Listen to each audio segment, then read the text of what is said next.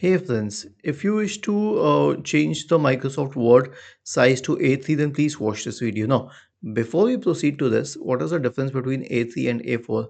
The real difference is not in the dimensions here, but when you print it. So, if I click on File and I select Print, I won't even find that option under the page size.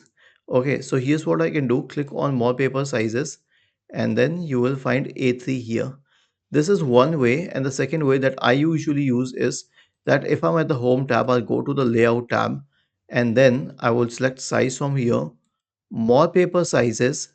I will change this to A3 and then it will change the whole document to A3 and then I will click on OK. Now, while typing, you'll notice that the page seems a little larger, but the dimensions are actually the same.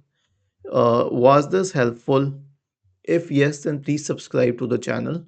If not, then let us know in the comment section of the video on how we could help you further.